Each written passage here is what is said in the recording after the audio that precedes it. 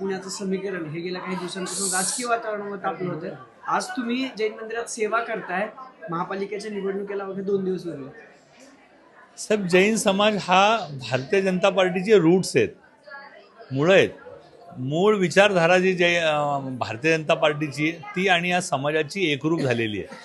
आणि त्यामुळं हे काय राजकारणाचा भाग नाही आहे. यात आज मी जिथं आलो आहे, ह्या जैन मंदिर मला नवीन नाही, राजकीय कार्यक्रमासाठी मी इथं आलेलो नाही आहे.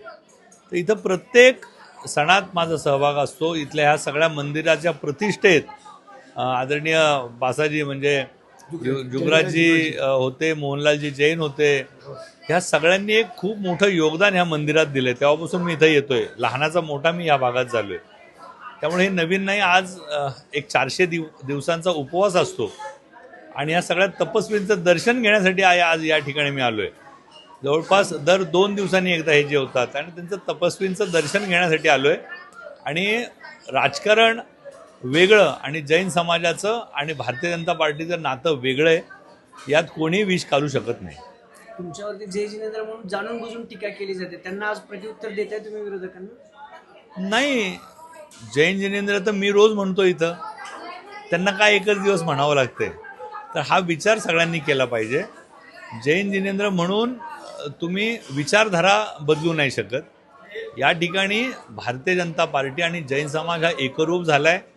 हा आज एक दिवसाचा हा काय प्रवास नाही आहे.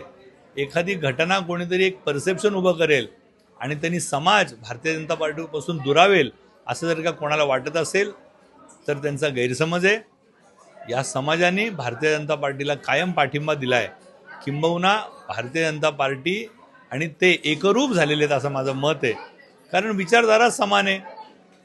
शांती आणि लोकांची सेवा हा जो भारतीय जनता पार्टीचा मूळ उद्देश आहे तो जैन समाजाचा मूळ उद्देश आहे. आणि त्यामुळं आम्ही दोघंही वेगळे नाही. 2 दिवस राहिले आता प्रचाराला, हे प्रत्येक समाजापर्यंत पोहोचत आहे. काय मतदारांचं म्हणणं आहे, समाजाचं काय म्हणणं? नाही, निश्चितपणे हा जो माझा भाग आहे या भागात संमिश्र भाग आहे हा. म्हणजे जर का तुम्ही पदमजी गेटपासून कसबा गणपतीपर्यंत बघताल तर संपूर्ण कल्चर भारत देश तुम्हाला दिसेल.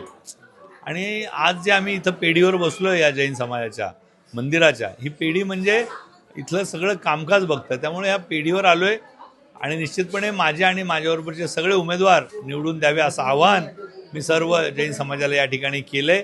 किंबहुना ते करायच्या अगोदर मी त्यांचा एक भाग आहे. मी त्यांच्याबरोबर रोज काम करत असतो, रोज सोबत असतात. आणि आज एक सगळ्या तपस्वींचा आशीर्वाद घेऊन 2 दिवसावर निवडणूक आली आहे म्हणून या ठिकाणी आलो आहे. परंतु निवडणुकीपुरता येणारा मी कार्यकर्ता नाही, कायमस्वरूपी या पेढीवर येणारा मी कार्यकर्ता आहे. आता 110 आकडा तुम्हीच काढला आहे, पण 110 आकडा पण बहुमतापासून 30 नंबर वर आहे. आणि त्यामुळं तुमचं मी अभिनंदन करीन की तुम्ही 110 आकडा काढला आहे.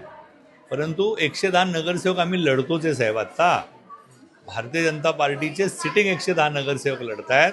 निश्चितपणे 120 प्लस भारतीय जनता पार्टी या शहरात करेल. मला विरोधकांचं अस्तित्व दिसत नाही आहे. मला आज कळत नाही कोण कुठल्या पक्षात आहे असे लोक विचारतात. अरे हा कुठल्या पक्षात आहे आता, अशी स्थिती या माझ्या भागात आहे, पुणे शहरात आहे. कारण भारतीय जनता पार्टीने जे नाकारले, जी अनेक उमेदवार आम्ही ज्यांना तिकीटं देऊ शकलो नाही कारण त्यांचा लोकांशी नाळ तुटली होती आणि असे नाकारलेले लोकच इतर पक्षांनी स्वीकारलेत. आणि त्यामुळं भारतीय जनता पार्टीला याची चिंता नाही. भारतीय जनता पार्टीच्या तिकीट वाटपाच्या आधी अनेक पक्षातले प्रमुख दिग्गज हे भारतीय जनता पार्टीत आले आणि भारतीय जनता पार्टीच्या एकाही कार्यकर्त्यांनी तिकीट वाटपाच्या आधी भारतीय जनता पार्टी सोडली नव्हती. त्यामुळे ज्यांना संधी मिळाली नाही, ज्यांना लोकांनी नाकारलं होतं असं आम्हाला वाटलं, जे कामचुकार होते असं वाटलं, असेच लोकांना, आम्ही नाकारलेल्या लोकांना इतर पक्षांनी स्वीकारले. त्यामुळे त्याचा रिझल्ट काय येईल लोक ठरवतील. निश्चितपणे आम्ही भारतीय जनता पार्टीने एक चांगलं काम केलं आहे. आदरणीय देवेंद्रजींच्या नेतृत्वाखाली अनेक मोठी प्रकल्प या शहरात येत आहेत.